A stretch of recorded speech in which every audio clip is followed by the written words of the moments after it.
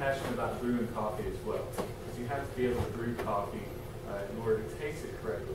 So in a perfect world, I would have just ground my beans up and I would have just gotten my water off the boil. It's going to be a little bit different. There are many different brewing methods available. Tonight, I'm going to use the French press. I'm going to use a filter cone, a ceramic filter cone, but of course there are a variety of ones for all different tastes. So the French press method, basically you take coarse ground coffee, you let it steep in water, kind of like making tea. Then you push the grounds out of the solution down to the bottom so you can pour it up. Most of y'all, I hope, have used this before. So without further ado, I'm going to start pouring some water in here and keep going. Of course, slowly to avoid clumping, and hopefully 4 minutes will pass and I will be able to press this down and have coffee. Basically, in the French press world, cups are 4 ounces. For every 4 ounces, you want to use 7 grams of coffee. So for an 8 cup like this one, you're going to use 56 grams. The pour-over method can be performed using any of several devices, but the paper filter keeps a lot of the oils out of the cup, unlike the French press. And so I'm going to start on that one as well and continue going. So I'm going to pour water in a circular motion. I'm going to use this kettle down here instead. Oh, let me get my timer going. If I can get to it in time. There it is. All right, so the pour-over method uses 5-ounce cups. You want 8 grams per 5-ounce cups. So this is 16 grams approximately, because I spilled mine on the floor earlier. And so it's actually pouring through here down into the bottom of the cup. So why did I pick these 2 methods? Because they use lightweight equipment, because they're easy to perform, and they're relatively quick. I can do it in 5 minutes, and they both can produce a great cup of coffee. So what are the 3 ingredients in a great cup? You need good coffee. Well, I should say great coffee. You need clean water. You need to heat it to the proper temperature. You need clean equipment that has been well maintained.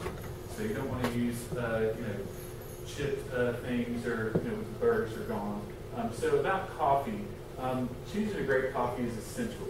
Artisan coffees tend to be fresher and they have more flavor than store-bought. So some roast levels are better suited for certain brew methods. I used a medium roast for the French press, and I used a light roast for the filter cone. And that's there are some other nuances here in the slide you can read quickly. So no grind before it's time. So we want to grind right before we brew. We want to keep our coffee in a cool, dark environment with little air contact. So squeeze the air out of that before you seal it up. Okay. So also you want to grind the coffee to the correct consistency. So for this method, I use coarse ground, but for this one, I use a medium grind. For espresso, you want a really, really fine grind, and Turkish is the finest of all. Now, water should be clean and fresh. I got some filtered water to use for this. And it should always be heated to the right temperature, between 195 and 205 degrees. That's Fahrenheit, by the way. So equipment, all equipment needs to be clean. Using dirty equipment can introduce kind of rancid, stale flavors into your cup. So that's one way to get a better cup. Again, make sure all your equipment works properly and is well maintained. Use a quality grinder, like this one is a burr grinder. It's a lot better than the whirly blade grinders that you get for really cheap. They produce a more even particle size. A gooseneck kettle can help for pour-overs.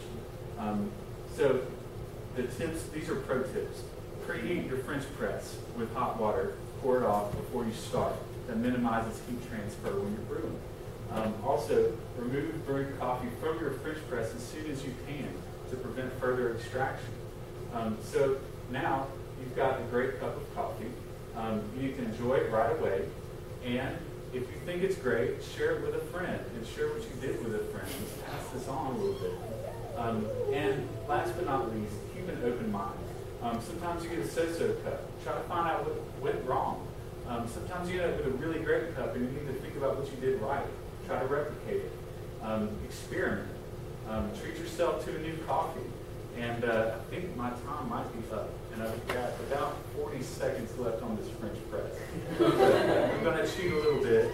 I'm going to go ahead and press it. So we can enjoy a cup of coffee. Now, who wants a cup?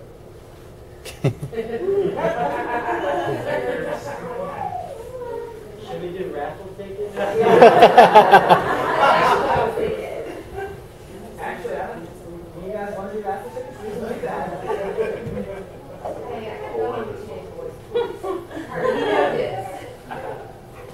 No, seriously, come on, give it a little bit. Somebody. I don't.